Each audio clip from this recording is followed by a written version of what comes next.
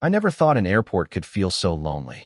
Usually, it's buzzing with people rushing to their gates, families hugging goodbye, kids crying, luggage wheels rattling against the floor, but that day, it felt like the whole world was moving past me while I was stuck in place. I sat there, gripping the handle of my worn-out suitcase, trying not to look like I didn't belong. The truth was, I didn't even have a ticket. Not yet. You know that sinking feeling in your stomach when you're not sure if something's actually going to work out, but you've already put yourself in too deep? That's exactly where I was. My phone buzzed every few minutes, but it wasn't the person I was waiting for. Every time I checked the screen, it was just another useless notification. I kept asking myself the same question. What if they don't show up? What if I really am stranded here? Airports have this weird way of magnifying your emotions. If you're excited, it feels like the whole place is electric. But if you're anxious, if you're scared, then every passing minute feels heavier, like the walls are closing in. That's how it was for me. People streamed past with their tickets clutched tight, boarding passes in hand, destinations set. Meanwhile, I sat in that stiff plastic chair, watching the departure boards flip over, each new city flashing like a reminder that I was going nowhere. The deal was simple. At least, it was supposed to be. I'd been promised a ticket. Someone was supposed to meet me there, hand it over, and everything would fall into place. That was the plan. But plans have a way of unraveling, especially when you put your trust in the wrong people. I tried not to look suspicious, but every time an airline worker glanced in my direction, I felt this wave of panic wash over me. What if they asked to see my boarding pass? What if they realized I wasn't supposed to be past security at all? My heart thumped so loud I thought people around me might actually hear it. The worst part wasn't the waiting, it was the not knowing. The airport clock seemed to mock me, ticking away precious minutes while I tried to stay calm. I kept scanning the crowd, searching every face, wondering if the person I needed would actually appear. And then, just as I was about to give up, I saw her. She didn't walk toward me at first, she walked right past me. But there was something familiar about her, something that made me sit up straighter. My chest tightened. I couldn't look away. She turned, her eyes meeting mine, and for a split second, I thought I was imagining it. Because it wasn't the person I had been waiting for at all. It was her sister, and in her hand, she was holding a single airline ticket. Airports are strange places for family drama. They're supposed to be about goodbyes and reunions, not secrets and awkward stares. But the moment I locked eyes with her, I knew this wasn't going to be a normal trip. Her name was Maya. I knew who she was long before she walked up to me, even though we'd never actually spoken before. She was the younger sister of Lena, the person I was supposed to meet, the one who promised me the ticket, the one who, for reasons I still didn't fully understand, hadn't shown up herself. Lena and I had history, complicated history. We weren't exactly friends, but she owed me, big time. She'd sworn she would help me out of the mess I'd gotten myself into. This flight was supposed to be my way out, a chance to start fresh somewhere far away. When she said she would handle everything, I believed her. Maybe I was naive, or maybe I just didn't have another option. But now, standing in front of me, was Maya instead. She looked nothing like her sister in that moment. Confident, calm, almost unreadable. Lena had this nervous energy about her, like she was always on the edge of a bad decision. Maya was different. She seemed like someone who already knew the ending to a story you were still stuck in the middle of. "Are you waiting for Lena?" she asked, her voice steady. I nodded, my throat dry. She was supposed to meet me. Maya gave a small, almost pitying smile. "She's not coming." Those words hit harder than I expected. Not coming? After everything she'd promised me, after the nights of whispered phone calls and secret plans? I felt my stomach sink, like the ground had dropped out from under me. "But she sent me," Maya continued, holding up the ticket between two fingers. It was real. I could see the airline logo, the barcodes, the flight number. For a second, relief washed over me, but it didn't last. Because if Lena wasn't here, it meant something had gone wrong. Something she didn't want to deal with herself. Why would she send Maya? Why trust her sister with something this important? And more importantly, why did Maya agree to it? The ticket hovered between us, but I couldn't bring myself to take it yet. The air around us buzzed with announcements and footsteps, but all I could hear was the pounding of my own heart. "Look," Maya said softly. "I don't know what Lena told you, but things aren't as simple as you think. If you take this ticket, you need to be sure you're ready for everything that comes with it." Her words hung in the air like smoke, impossible to ignore. My mind raced with questions, doubts, and a creeping fear that this wasn't just about a flight anymore. Because if Lena wasn't coming, what else had she left out? I stared at the ticket in Maya's hand, but I couldn't move. My brain was screaming at me to grab it, to hold on to the one thing that could get me out of there, but something about the way she said it, "Be ready for everything that comes with it," made me hesitate. "What do you mean by that?" I finally asked.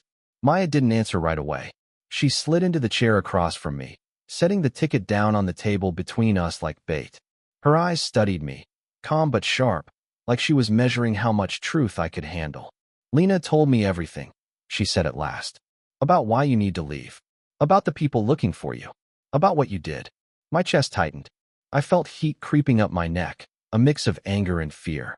She told her sister? Lena had promised, sworn, that no one else would know. This was supposed to stay between us. I leaned in, lowering my voice. "She had no right to drag you into this." Maya didn't flinch.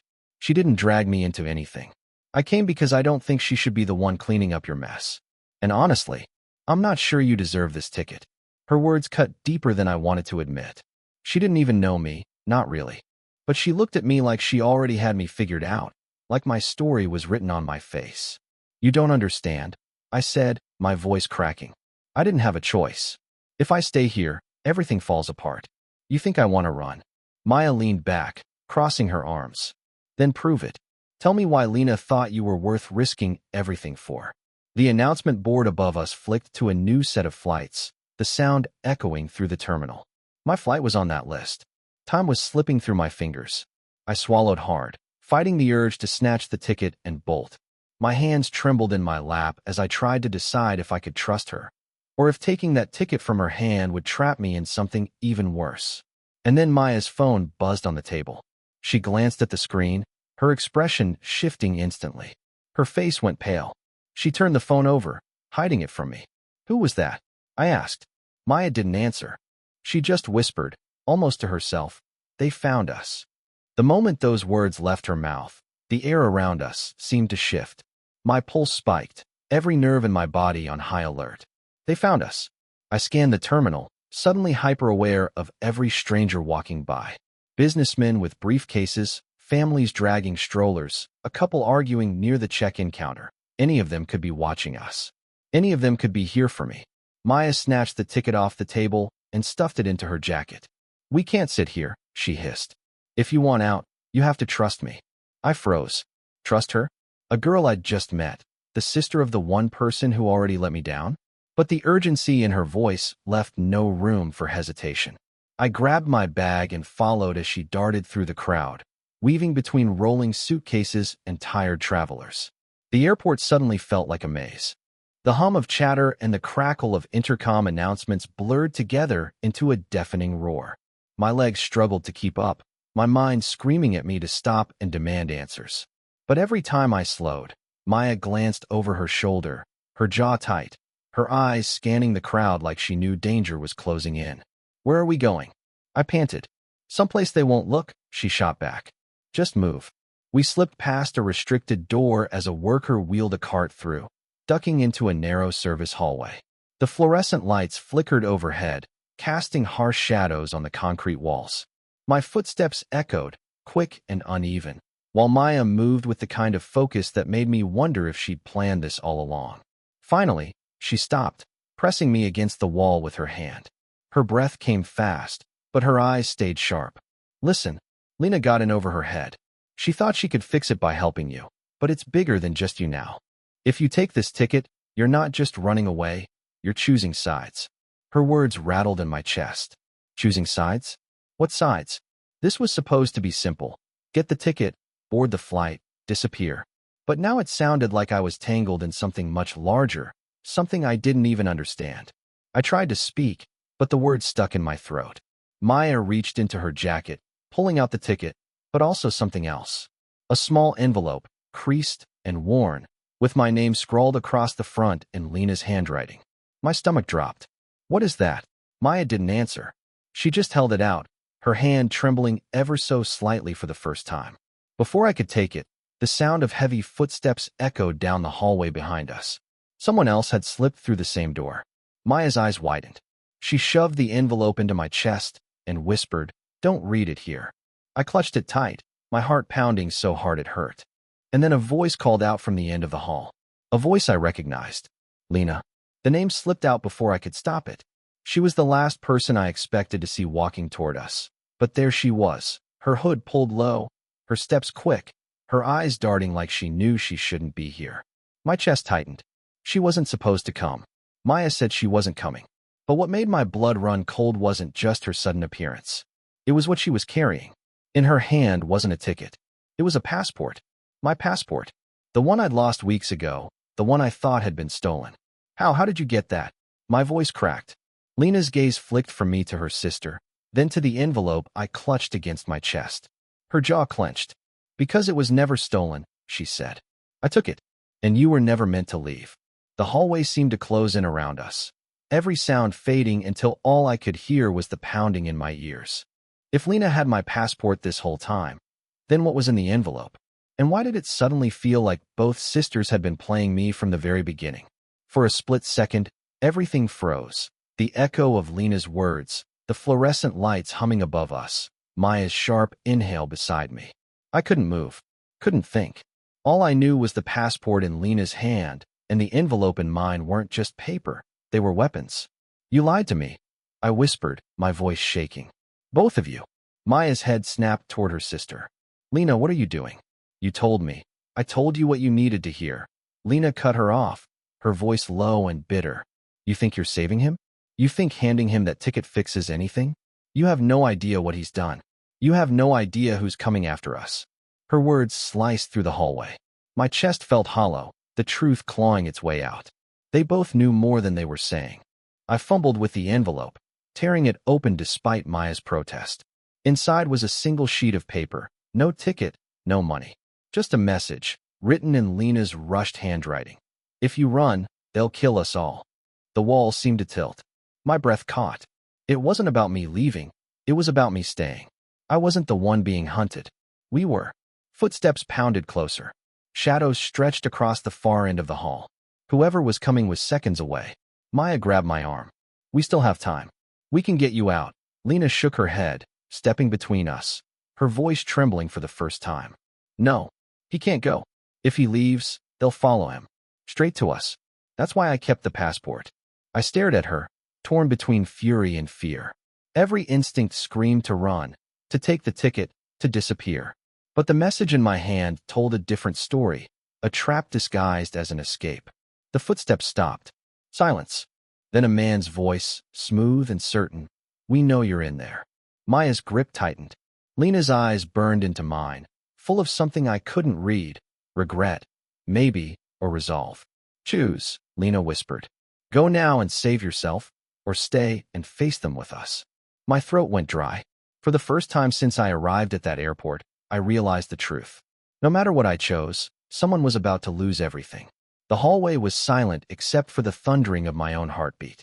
My mind raced, trapped between Lena's desperate warning and Maya's trembling hand on my arm. I'd spent the entire day thinking escape was the answer, that the ticket in Maya's pocket was my lifeline. But in that moment, I realized the truth. Running wouldn't save me. It would only drag everyone else down with me. I folded the paper back into the envelope, my fingers shaking. I'm not going, I said, my voice steadier than I felt. Maya's eyes widened. What are you talking about? This was your way out.